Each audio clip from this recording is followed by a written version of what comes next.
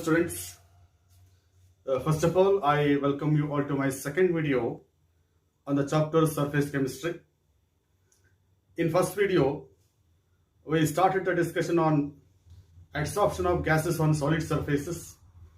You know, there are two types of adsorption of gases on solid surfaces. One, it will be physical adsorption, and second, it will be chemical adsorption. In first video, we discussed detailed aspect of physical adsorption and also the characteristic properties of physical adsorption, is it not? Now in the today's video, we are going to start the second type of adsorption, that is adsorption of gases on solid surfaces. It will be chemical adsorption. It's also known as chemisorption, or you can say Langmuir's adsorption. As the name itself indicates, this is a kind of adsorption where there is a chemical reaction between adsorbate and adsorbent. This is a kind of adsorption where there is a chemical reaction between adsorbate and adsorbent. So whenever there is a chemical reaction, there is a formation of chemical bonds, is it not? Because of that, chemical adsorption involves formation of chemical bonds between adsorbate and adsorbent during adsorption. So that is what we call it as chemical adsorption. Because of that, I can define this chemical adsorption as this is a phenomenon in which adsorbate is held to the surface of adsorbent through chemical bonds. This is a phenomenon in which the adsorbate is held to the surface of adsorbent through chemical bonds, and that is what we call it as chemical adsorption, or you can say chemisorption. And of course, whenever there is a chemical reaction between two substances, new compounds will be produced, is it not? Whenever there is a chemical reaction between two substances, new compounds will be produced. Here also, in chemical adsorption results in the formation of new compound called as surface compound. Chemical adsorption leads to the formation of surface compound. That is, during chemical adsorption, when an adsorbate is adsorbed over the surface of adsorbent, there is a chemical reaction between adsorbate and adsorbent. Thereby, a new compound will be produced, and that compound is called as surface compound. As a result of which, the chemical nature of surface of adsorbent will be changed. As a result of formation of surface compound, the chemical nature of surface of adsorbent will be completely changed. That is the major observation that we observe in the case of chemical adsorption. As you know, in the case of physical adsorption, there is no chemical reaction between adsorbate and adsorbent. Because of that, there is no change in the nature of adsorbent and adsorbate during physical adsorption. But in the case of chemical adsorption, the nature of adsorbent and adsorbate will be changed during adsorption. And because of that, that results in the formation of new compound that is called as surface compound. And of course, as far as example for the chemical adsorption is concerned, example for the chemical adsorption is adsorption of oxygen gas. Adsorption of oxygen gas on the surface of tungsten. Yes, it is adsorption of oxygen gas on the surface of tungsten. This is an example for chemical adsorption. When oxygen gas is adsorbed on the surface of tungsten at one particular temperature, and there is a formation of tungsten oxide. WO2 is an oxide of tungsten that is produced when oxygen gas is adsorbed on the surface of tungsten. And this is the surface compound that is produced during adsorption of oxygen gas over the surface of tungsten. So this is what we call it as example. Okay, now apart from that, I can also give one more example. Adsorption of hydrogen gas. Adsorption of hydrogen gas on surface of nickel. Adsorption of hydrogen gas on the surface of nickel is an example for chemical adsorption, especially at high temperature. Yes, especially at high temperature, right? And here, during adsorption of hydrogen on nickel surface, what happens, new surface compound is produced, that will be nickel hydride. Nickel hydride is a new surface compound that is produced during adsorption of hydrogen gas on the nickel there. So these are the two examples for chemical adsorption. Yes. So that is something about chemical adsorption. Yes. You studied what we call it as physical adsorption and chemical adsorption. And we give some examples for the physical adsorption and some examples for the chemical adsorption. But remember, there are some adsorption processes. And where the physical adsorption at low temperature will be changed to chemical adsorption at high temperature. And I'll give one example of that type. Yes. So for example, in the case of adsorption of, yes, it is adsorption of hydrogen gas on nickel surface is physical adsorption at low temperature. That is, at low temperature, when hydrogen gas is adsorbed on the surface of nickel, it will be a physical adsorption. But when temperature is raised, when the temperature is increased, the adsorption of hydrogen on nickel becomes chemical adsorption. That adsorption process becomes, yes, it is chemical adsorption at high temperature. That is, adsorption of hydrogen on nickel surface is chemical adsorption at high temperature. So this is one example where the physical adsorption will be changed to chemical adsorption when temperature is increased. And of course, here the chemical adsorption is due to the formation of, yes, it is nickel hydride on the surface of nickel at high temperature. At high temperature, hydrogen molecules will be decomposed to produce atomic hydrogen. This atomic hydrogen reacts with nickel to form nickel hydride. And because of that, there is a formation of nickel hydride on the surface of nickel at high temperature. Therefore, adsorption of hydrogen on nickel surface at high temperature is chemical adsorption. When it is at low temperature, it will be a physical adsorption. Okay, na? So this is what we call it as chemical adsorption. Now at this moment, I am going to take up, yes, it is the characteristic properties of chemical adsorption. Yes, we'll see one by one. First property is, that chemical adsorption involves, yes, it is chemical change. Yes. Chemical adsorption involves chemical change. Physical adsorption involves physical change. There is no chemical reaction between adsorbate and adsorbent in physical adsorption. But here, there is a chemical reaction between adsorbate and adsorbent. There is a formation of bonds between adsorbate and adsorbent. Because of that, chemical adsorption is, yes, it is a chemical change it is. Yes. And of course, as far as another important property of chemical adsorption is concerned, chemical adsorption is highly specific in nature. Yes. Chemical adsorption is highly specific in nature. That means, in the case of chemical adsorption, adsorbent shows a preference for the adsorption of particular gas on its surface. Because that chemical adsorption takes place only when there is a chance of chemical reaction between adsorbate and adsorbent. And because of that, chemical adsorption is highly specific. Or you can say, chemical adsorption is possible only when there is a chance of formation of chemical bonds between adsorbate and adsorbent. Otherwise, no chemical adsorption takes place. Because of that, chemical adsorption is highly specific.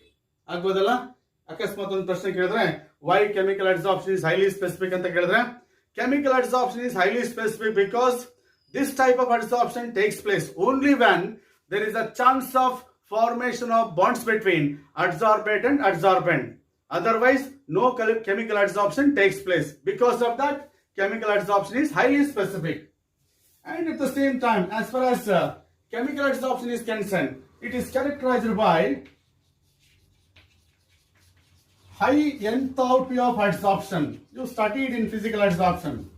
In physical adsorption, that is characterized by low enthalpy of adsorption. But here, in chemical adsorption, that enthalpy of adsorption is very, very high. It means during chemical adsorption, amount of heat liberated is relatively more compared to that of the physical adsorption. And it will be in the range of, yes, it is 80 to 240 kilojoules per mole. This is the range of enthalpy of adsorption in the case of chemical adsorption, because chemical adsorption is a chemical reaction between adsorbate and adsorbent.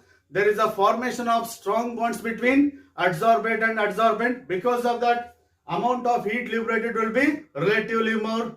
In the case of physical adsorption, there are weak force of attractions between adsorbate and adsorbent. Because of that, amount of heat liberated will be relatively less. So this is the third property as far as chemical adsorption is concerned.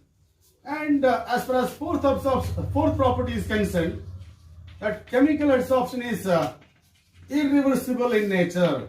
Chemical adsorption is irreversible, whereas physical adsorption was reversible. Here it is.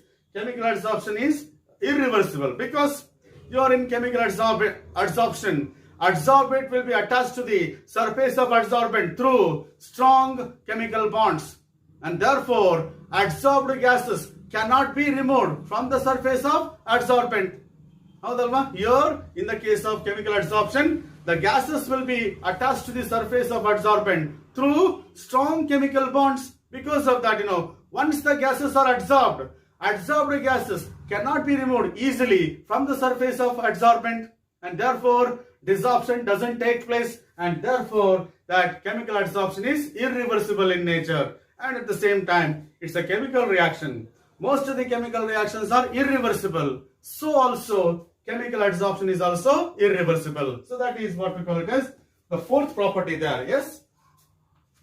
As far as fifth property of chemical adsorption is concerned, that chemical adsorption involves, yes, it is formation of unimolecular layer. That is, chemical adsorption involves formation of unimolecular layer on the surface of adsorbent. As you studied in physical adsorption involves formation of multimolecular layers. But here in chemical adsorption, there is a formation of unimolecular layer on the surface of adsorbent. That means a single layer of adsorbate is formed on the surface of adsorbent in the case of chemisorption. Because as far as chemical adsorption is concerned, during chemical adsorption, what happens? New surface compound will be produced. Once the surface compound is produced, the chemical nature of the surface of adsorbent will be changed. Thereby, no more adsorption takes place.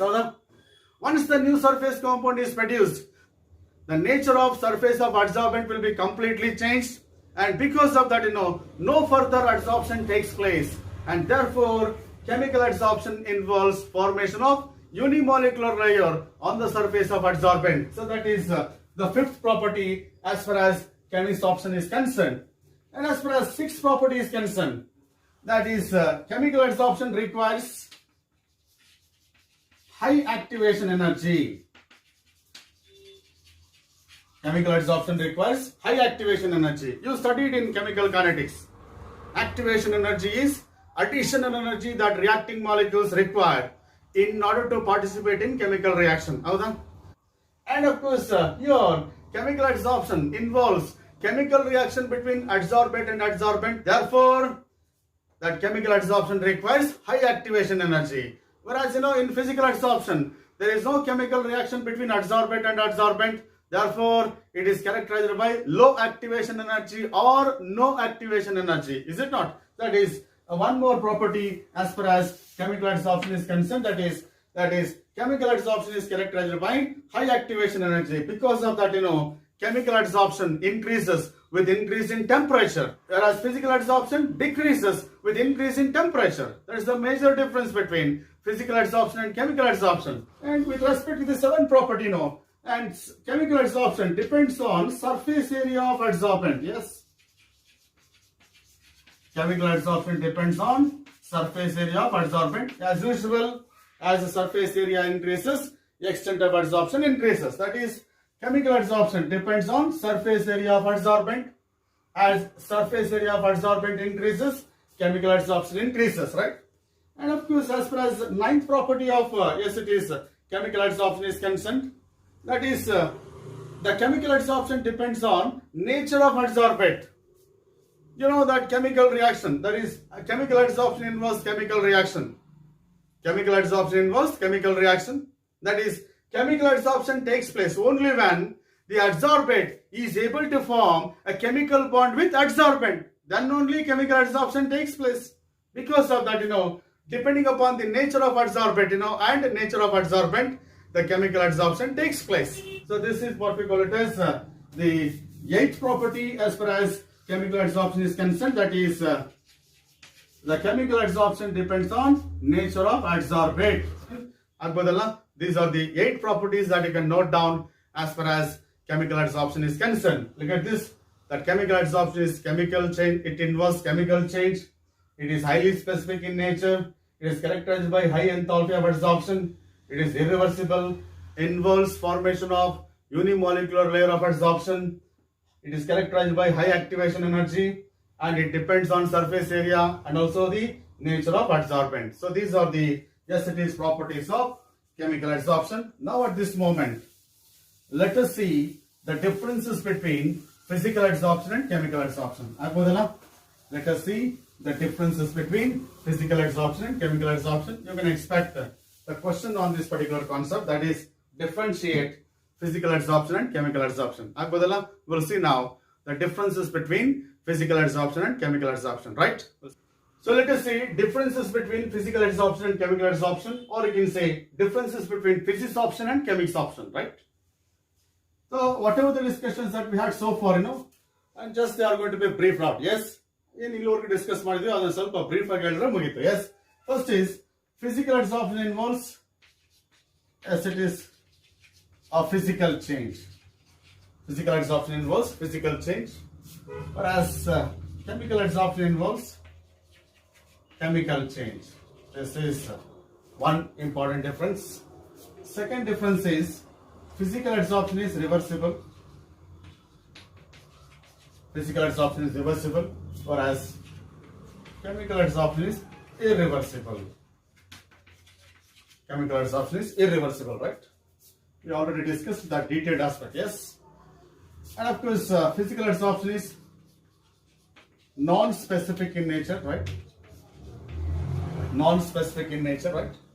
Whereas chemical adsorption is highly specific, yes. Chemical adsorption is highly specific. That is third difference. Fourth difference is, as far as the physical adsorption is concerned, it involves weak van der Waals force of attractions, right? It involves weak van der Waals force of attractions, right? Here, it involves strong chemical bonds. It involves strong chemical bonds between adsorbate and adsorbent. Here, adsorbate is attached to the surface of adsorbent by weak van der Waals force of attractions. And of course, because of that, here it is. It involves the formation of multimolecular layers on the surface of adsorbent. Yes, here it involves formation of unimolecular layers on the surface of adsorbent. Yes, physical adsorption is multimolecular layers of adsorption. Chemical adsorption is unimolecular layer of adsorption. Yes, and of course, as far as sixth property is concerned, right? And of course, it readily takes place at low temperature. Yes, it readily takes place at low temperature. Yes, or it occurs at high temperature. It occurs at high temperature. Yes, chemical adsorption takes place at high temperature. Physical adsorption takes place at low temperature. Yes. Seventh one is, as far as physical adsorption is concerned, right? This physical adsorption doesn't involve formation of surface compound. No surface compound. No surface compound is formed on the surface of adsorbent. Yes, here it involves formation of, yes, it is surface compound. It involves the formation of surface compound. That is one more difference. As far as eighth difference is concerned, physical adsorption is characterized by low activation energy. Physical adsorption is characterized by low activation energy. Chemical adsorption is characterized by high activation energy. This is chemical adsorption is characterized by high activation energy that we already discussed. Ninth difference is, in the case of physical adsorption, enthalpy of adsorption is less. That is, enthalpy of adsorption is in the range of 20 to 40 kilojoules per mole.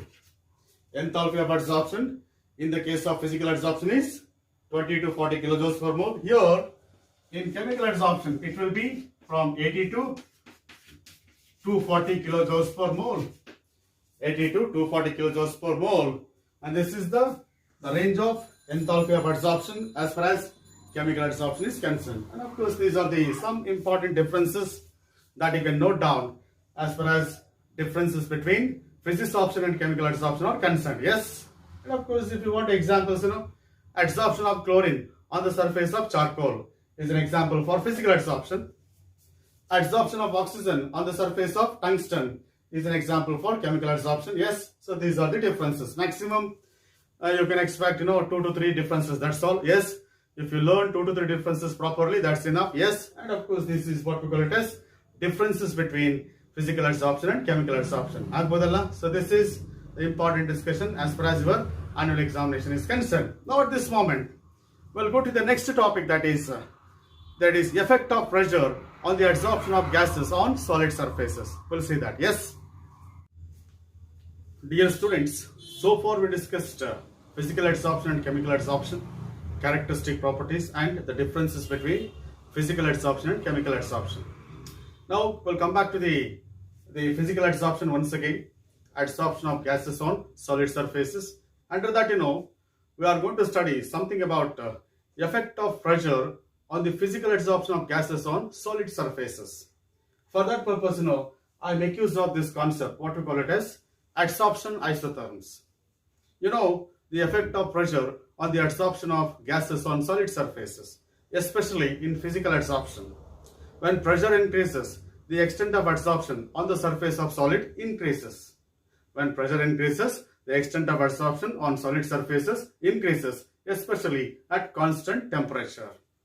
And for that purpose, in order to study the effect of pressure on adsorption of gases on solid surfaces, I make use of this concept, what we call it as adsorption isotherm. Adsorption isotherm is a graphical representation of variation of amount of gas adsorbed by adsorbent with pressure at constant temperature. Adsorption isotherm is the graphical representation of variation of amount of gas adsorbed by adsorbent with pressure at constant temperature. Or you can say adsorption isotherm is just a graph that is obtained when amount of gas adsorbed per unit mass of adsorbent is plotted against pressure at constant temperature.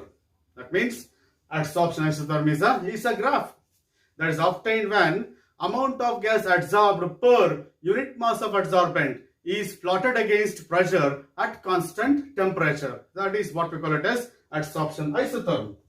And of course, under adsorption isotherms, we have different types. One of the types of adsorption isotherms that we are supposed to study according to our NCERT textbook is Freundlich adsorption isotherm. That is, the scientist Freundlich, he studied the effect of pressure on the adsorption of gases on solid surfaces at constant temperature, and that will be expressed in terms of, yes, it is the Freundlich adsorption isotherm. Just observe, I am using the word isotherm here because these graphs are plotted at constant temperature. That means iso means the same, therm means temperature. That is, we are going to study the variation of the amount of gas adsorbed on the surface of the solid with pressure at constant temperature. Yes, because of that, the term here is isotherm. And of course, let me come back to our, yes, it is Freundlich adsorption isotherm. Freundlich adsorption isotherm, what I said, it establishes the quantitative relationship between the amount of gas adsorbed per unit mass of adsorbent with pressure at constant temperature. This particular Freundlich adsorption isotherm establishes the quantitative relationship between amount of gas adsorbed per unit mass of adsorbent with pressure at constant temperature, and that will be given by, look at this, x by m is equal to k into p to the power of 1 by n. This is the mathematical expression that is known as Freundlich adsorption isotherm. Right? Freundlich adsorption isotherm anta kelidre, simply you write x by m is equal to k into p to the power of 1 by n. As far as x by m is concerned, here x is a mass of gas adsorbed. X is a mass of gas adsorbed, or you can say x is a mass of adsorbate. X is a mass of adsorbate. This is the what we call it as x there. As far as m is concerned, m is a mass of adsorbent. M is a mass of adsorbent. Therefore, the ratio x by m is known as amount of gas adsorbed per unit mass of adsorbent. This is also known as extent of adsorption. This is also known as extent of adsorption. Extent of adsorption is equal to x by m, or you can say amount of gas adsorbed per unit mass of adsorbent. That is called as extent of adsorption. And of course, as far as P is concerned, this is called as equilibrium pressure. That is pressure of a system during adsorption when there is an equilibrium state. That means at equilibrium, rate of adsorption is equal to the rate of desorption. Okay, na? So that's why it is equilibrium pressure. And at the same time, K and N are constants. K and N are constant, and the value of K and N depend on the nature of adsorbate and nature of adsorbent. And of course, as far as Freundlich adsorption isotherm is concerned, here n is always greater than 1. So this is what we call it as the mathematical expression that I can use in order to study the effect of pressure on the adsorption of gases on solid surfaces at constant temperature. And of course, as far as the Freundlich adsorption isotherm is concerned, the scientist Freundlich, he plotted the graph of the extent of adsorption versus pressure. Look at this, he plotted the graph by taking x by m along y-axis and of course equilibrium pressure along x-axis. He plotted the graph of, that is, extent of adsorption against pressure at constant temperature, at a given temperature. Okay, now what he observed, when pressure increased, look at this, extent of adsorption increases, reaches maximum, and it remains constant at high pressure. This is the graph that you got when extent of adsorption is plotted against pressure at constant temperature. Say for example, this particular graph that I plotted at a temperature of 195 kelvins. Okay, na? When x by m is plotted against pressure, extent of adsorption increases, reaches maximum, and it remains constant at high pressures. At higher pressures, extent of adsorption remains constant because at higher pressure, saturation point is reached. And of course, the pressure Ps, this is equilibrium pressure Ps, corresponding to the maximum extent of adsorption is called as saturation pressure. Saturation pressure refers to the equilibrium pressure corresponding to the highest value of x by m. At this particular point, look at this, extent of adsorption is maximum there. And because of that, this is called as saturation pressure. After this saturation pressure, if I increase the pressure, extent of adsorption remains constant. After this particular saturation point, if I increase the pressure, extent of adsorption remains constant. And this is the experimental observation made by Freundlich when x by m is plotted against pressure at constant temperature of 195 kelvins. Just observe at low pressure regions. Say for example, this is low pressure region. ಇಲ್ಲಿ pressure of the system is very, very less. At low pressure, just observe, extent of adsorption increases with pressure in linear fashion. At low pressures, extent of adsorption increases with pressure linearly. Because of that, at low pressures, what I can write? X by m is proportional to P to the power of 1. At low pressures, extent of adsorption increases with increase in pressure in linear fashion. Because of that, X by m is proportional to the P to the power of 1. Look at the in higher pressure regions, at higher pressures, at higher pressures, at higher pressures, extent of adsorption remains constant with increase in pressure. Because of that, at higher pressures, X by m is proportional to P to the power of 0. Because P to the power of 0 is 1, that is constant. That means at high pressures, extent of adsorption remains constant even though pressure is increased. Because of that, at high pressures, X by m is proportional to P to the power of 0. Now at this moment, we have two extremes. And this is one extreme and this is another extreme. At lower pressures, the power of P is 1. At higher pressures, power of P is 0. Because of that, at intermediate pressures, from here to here, at intermediate pressures, the power of P should be lying between 1 and 0. At lower pressures, power of P is 1 in this particular equation. At higher pressures, power of P is 0 in this particular equation.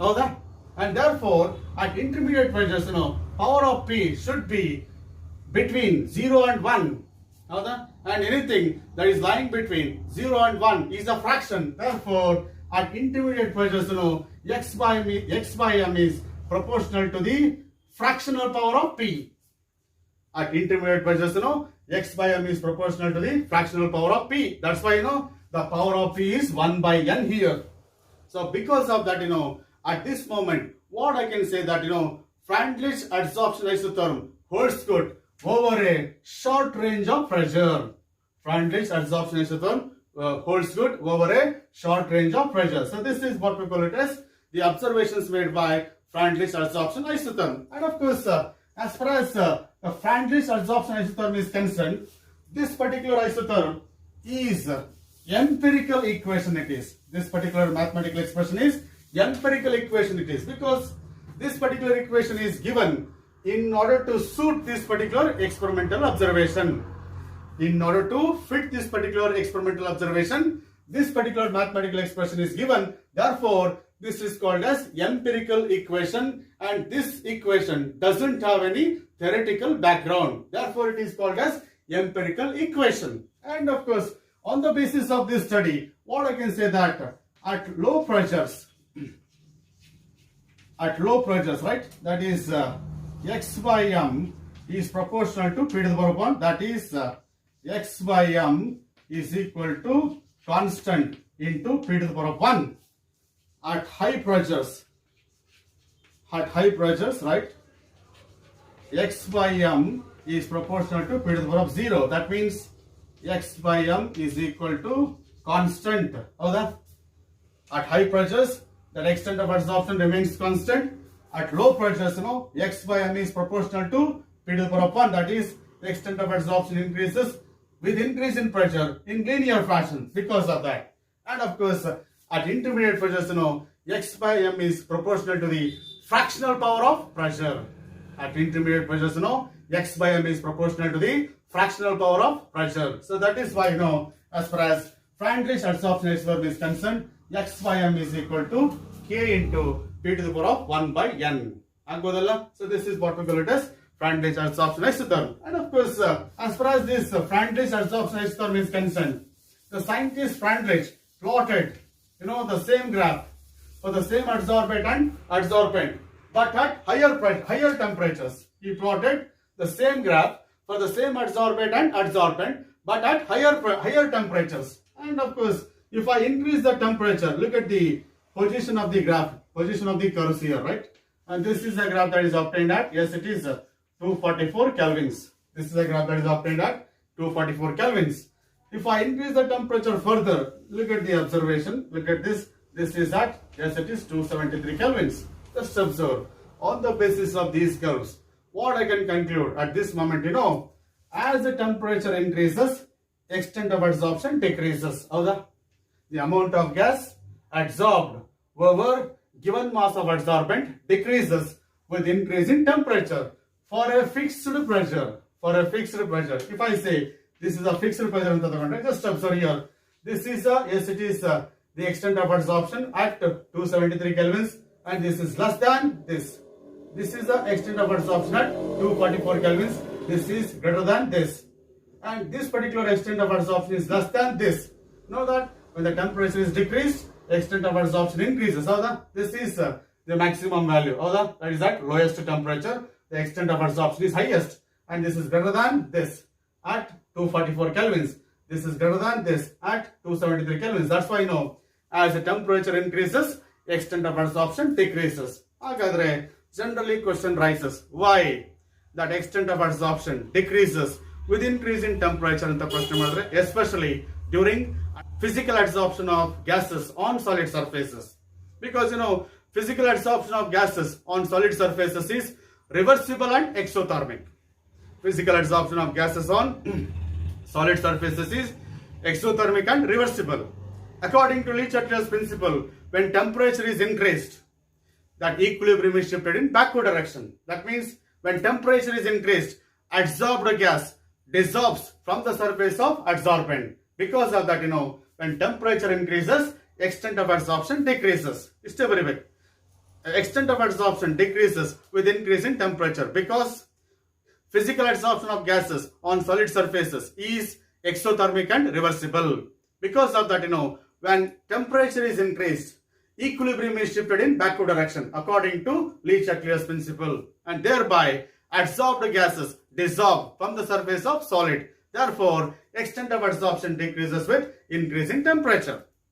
ಅದೇ ರೀತಿ ಇನ್ನೊಂದು ಪ್ರಶ್ನೆ ನೀವು expect ಮಾಡಬಹುದು. ಯಾಕೆಂದ್ರೆ that is why adsorption of gases on solid surfaces is always exothermic ಅಂತ ಪ್ರಶ್ನೆ ಕೇಳಬಹುದು ನಿಮಗೆ. ಹೌದಾ? This is because when adsorption of gases on solid surfaces takes place, there is a decrease in residual forces on the surface of adsorbent. Because of that, this adsorption of gases on solid surfaces is always exothermic.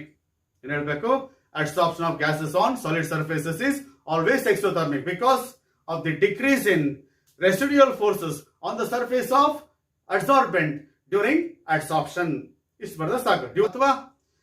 During adsorption, surface energy of adsorbent decreases, which appears as heat energy.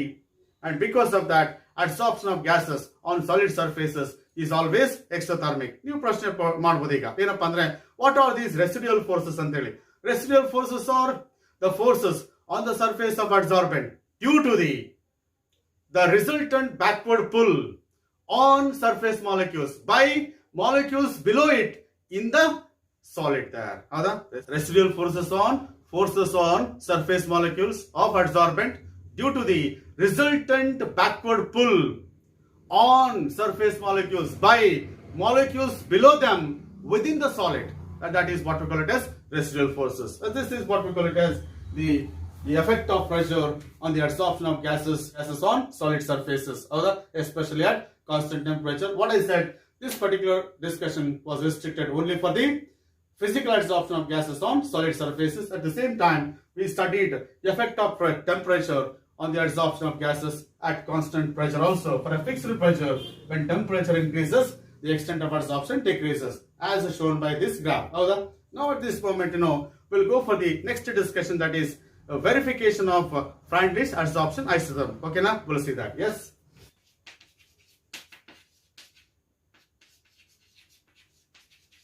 Now let us see the validity of Freundlich adsorption isotherm. Okay, now as far as Freundlich adsorption isotherm is concerned, right?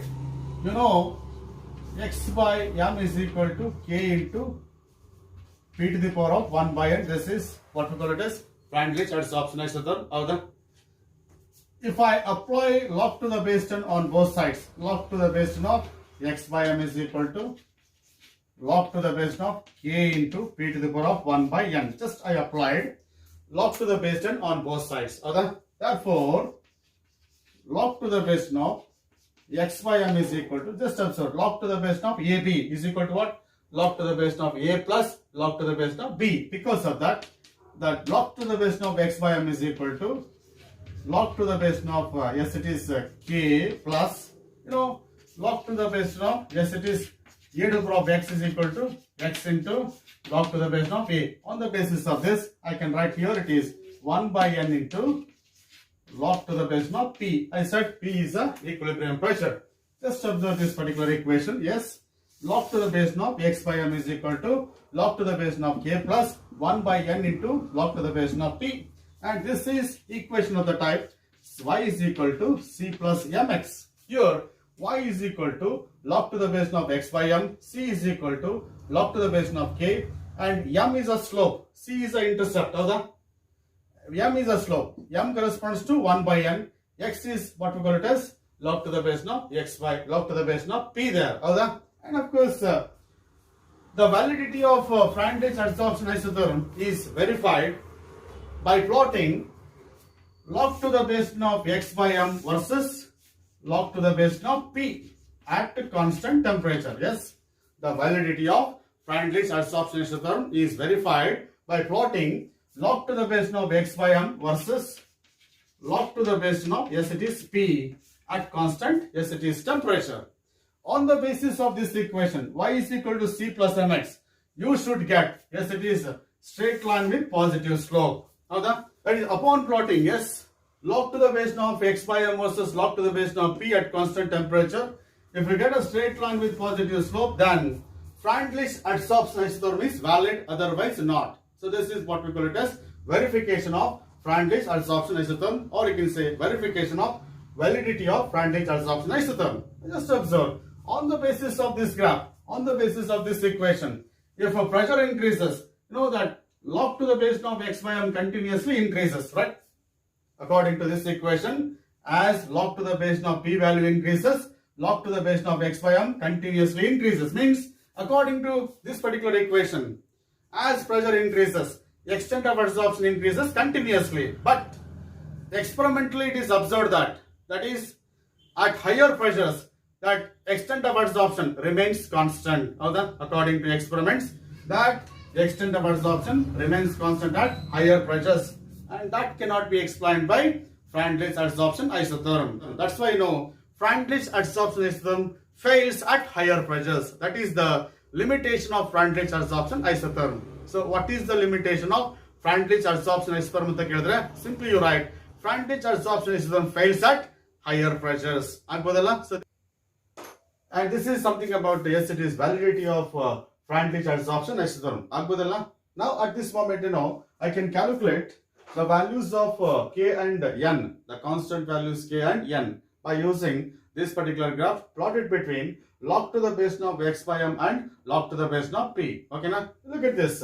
As far as log to the base of k is concerned, if I compare this particular equation with that of the y is equal to c plus mx, c is an intercept that's equal to log to the base of k. Therefore, in this particular graph, this particular distance is called intercept. Okay, now that's equal to log to the base of k. Okay, now even though y is equal to c plus mx equation is intercept c is equal to this particular distance. Okay, now it is above the origin. And look at this 1 by n, that's equal to slope of this particular graph. Okay, now so if I determine slope of this particular graph, right, that is slope is equal to what? Yes, slope is equal to opposite by adjacent, that is AB by BC.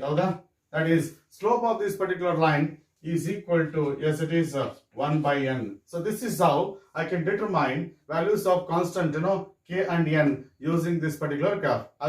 So this is something about, yes, it is determination of constant values, k and n using this particular graph. Okay, now at this moment we'll go to the next topic, that is what we call it as adsorption from solution phase. We'll see that. Yes. So far, we discussed something about adsorption of gases on solid surfaces. But now let us see one more discussion, that is adsorption from solution phase. Gases will be adsorbed on the surface of solids. Just like that, there are some solid surfaces, they are capable of adsorbing solute particles from solutions. Because of that, here we have a discussion, adsorption from solution phase. For example, as far as adsorption of solute particles from solution phase is concerned, we have a certain examples like, when the acetic acid solution is mixed with certain amount of charcoal powder, the concentration of acetic acid solution decreases.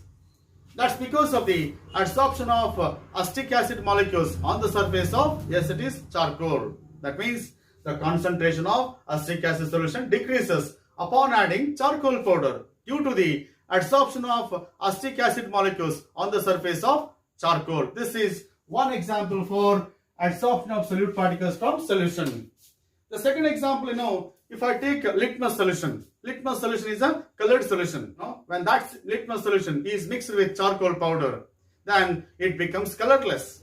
When litmus solution is mixed with charcoal powder, it becomes colorless. That's due to the adsorption of litmus dye particles on the surface of charcoal.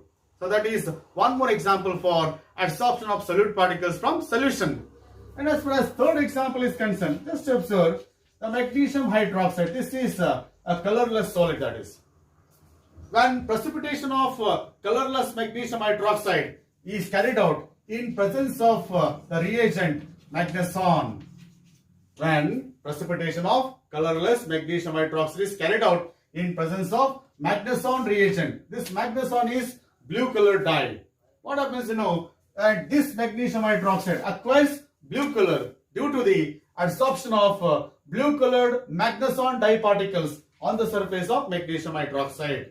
That is, when precipitation of colorless magnesium hydroxide is carried out in presence of magneson reagent, which is blue colored dye, then magnesium hydroxide acquires blue color due to the adsorption of blue colored magneson dye particles on the surface of magnesium hydroxide. So that is another example for the adsorption of solute particles from solution. And of course, with respect to the adsorption of solute particles from solution, there are some properties that we can notice. One property of adsorption from solution phase is concerned, that is the extent of adsorption decreases with increase in temperature. This is one of the properties of adsorption from solution phase. The second property is concerned, extent of adsorption increases with increase in surface area. Extent of adsorption increases with increase in surface area. This is one more property of adsorption of solute particles from solution. And as far as third property is concerned, extent of adsorption depends on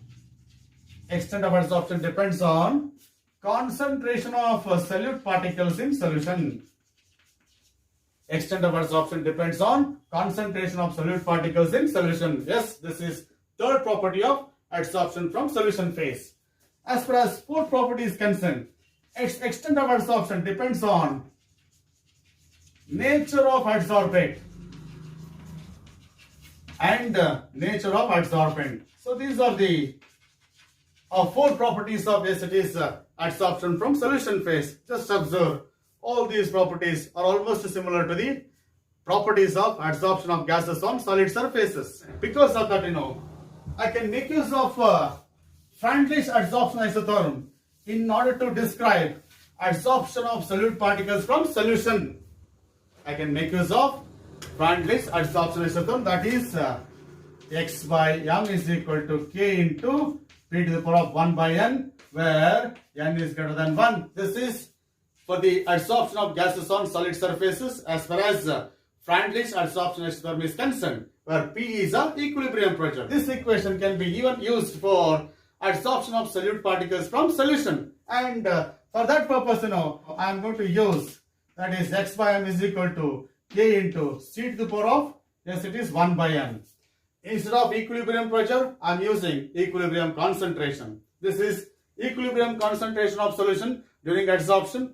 At equilibrium, rate of adsorption becomes equal to the rate of desorption. That's why it is equilibrium concentration. Here also, n is greater than 1. So this is the adsorption isotherm that I can use in order to study adsorption of solute particles from solution. So this is what we call it as Freundlich adsorption isotherm for the adsorption from solution phase. So this is the equation. Here, instead of pressure, I am using equilibrium concentration here. And same here, x is a mass of adsorbate, m is a mass of adsorbent, k is a constant, n is a constant. Both are depending on nature of adsorbate and adsorbent. C is a equilibrium concentration. Once again, I can, yes, it is study the validity of this particular adsorption isotherm by plotting log to the base of x by m versus log to the base of c. That means if I apply log to the base 10 on both sides, log to the base of x by m is equal to log to the base of k plus 1 by n into log to the base of c. Now because of that, in order to study validity of this adsorption isotherm with respect to the adsorption of solute particles from solution, and I'm going to plot the graph of, yes, it is log to the base of x by m versus log to the base of c. On plotting the graph of log to the base of x by m versus log to the base of c, you must get, yes, you must get straight line with positive slope. Then only Freundlich adsorption isotherm is valid, otherwise not. So this is what we call it as the validity of this adsorption isotherm equation with respect to the adsorption from solution phase. And of course, according to your NCERT textbook, I am supposed to discuss the experimental verification of, yes, it is this adsorption isotherm. Okay, now I am going to take one simple experiment in order to verify this particular adsorption isotherm. We'll see that experimental verification. Yes, that is experimental verification of adsorption isotherm, that is x by m is equal to k into, yes, it is c to the power of 1 by n with respect to the adsorption from solution phase. That is experimental verification, right?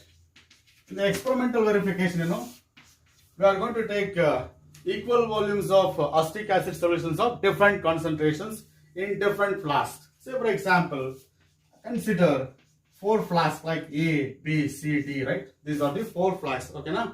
These are the 4 flasks, okay na? A, B, C, D. And you take the 20 ml of, yes, it is acetic acid, 20 ml of acetic acid. Just for convincing purpose, I am using this particular volume, 20 ml of acetic acid solution of different concentrations are taken in different flasks.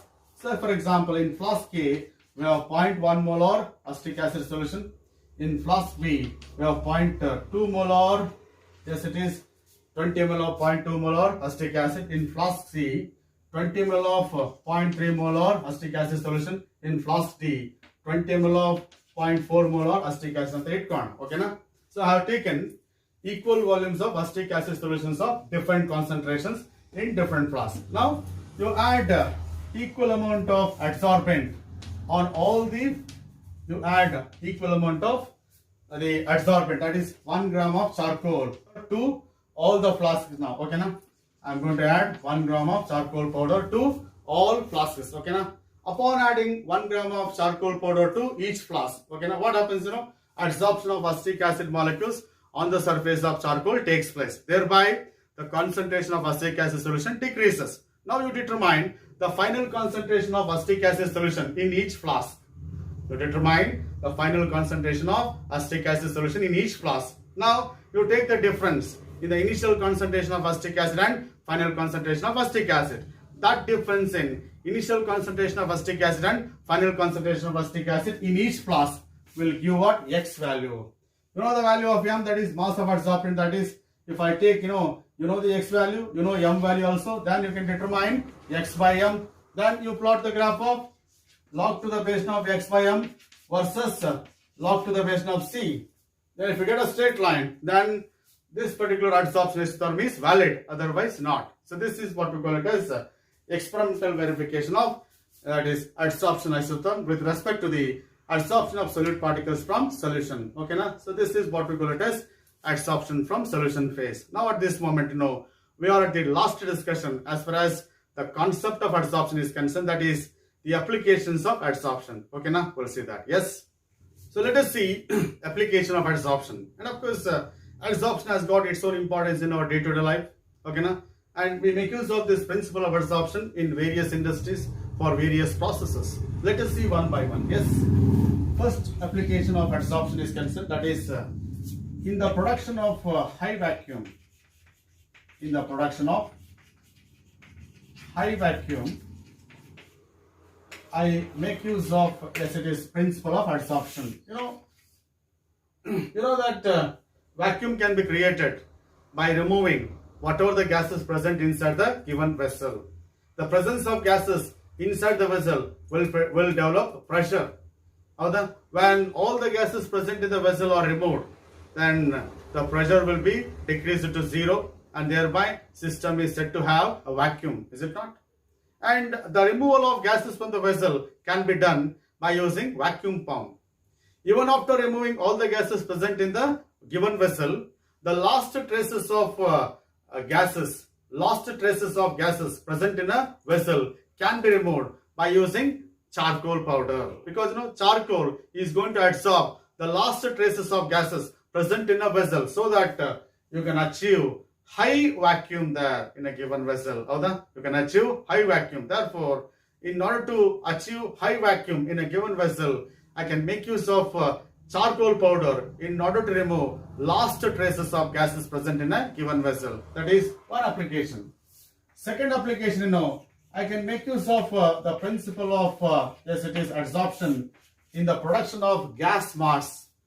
Gas masks, they are used in coal mines. The people who are working under coal mines, they make use of this gas mask.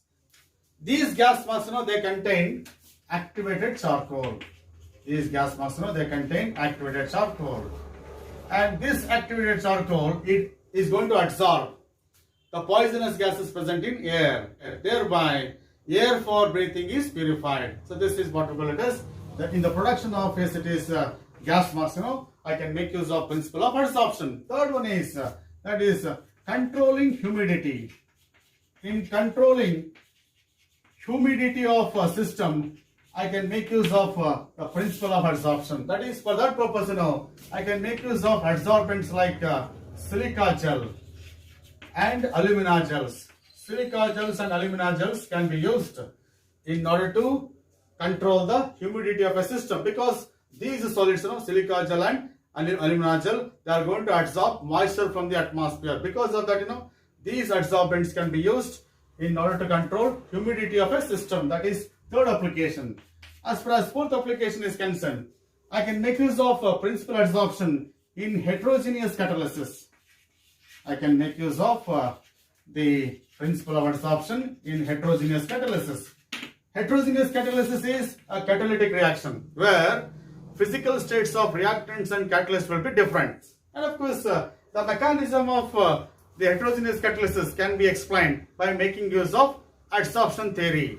According to adsorption theory, during catalysis, reacting molecules are going to adsorb on the surface of catalyst. Thereby, the concentration of reacting molecules on the surface of catalyst increases, and hence the rate of reaction increases. That is adsorption theory of heterogeneous catalysis. Once again, this is based on the principle of adsorption. And of course, for example, in the manufacture of ammonia by Haber's process, we make use of finely divided iron. Similarly, that is the manufacture of sulfuric acid by contact process. That reaction also heterogeneous catalysis. Hydrogenation of oils, that's also heterogeneous catalysis. And the heterogeneous catalysis can be explained on the basis of principle of adsorption. Yes, that is fourth application.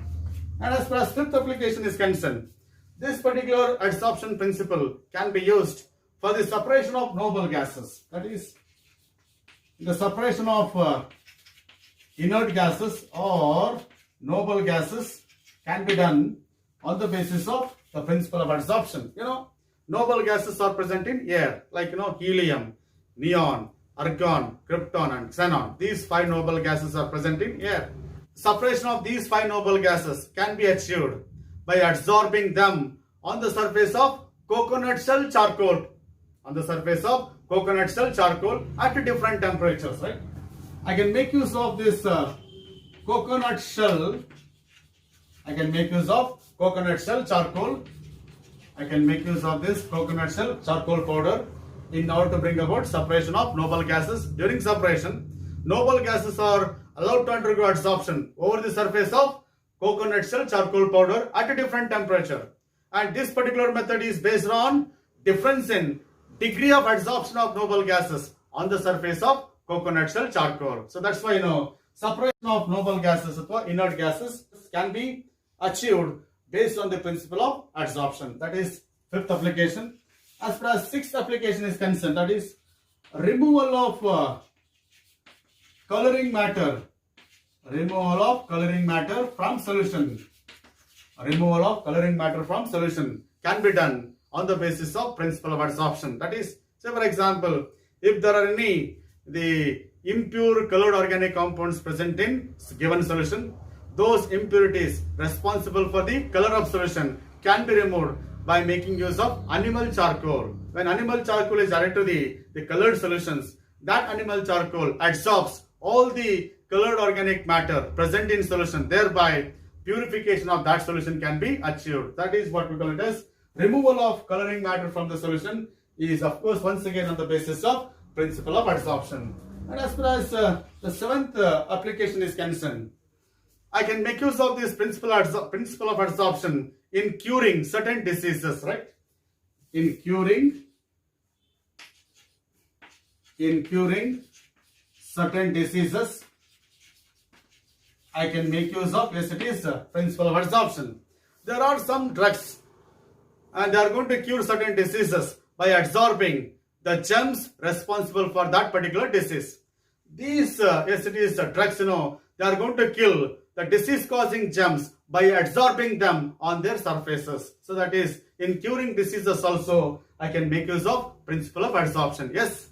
And as far as eighth application is concerned, that you studied, that is in froth flotation, that is purification of or concentration of low grade sulfide that can be brought about by the method called as froth flotation. You know that during froth flotation process, the powdered sulfide ore is mixed with oil and water, and air will be passed through the mixture. Froth is produced. Froth is nothing but collection of air bubbles, and once the air bubbles are produced, sulfide ore particles are attached to the surface of air bubbles, thereby the sulfide ore particles can be separated from, that is, gangue particles during concentration of ore.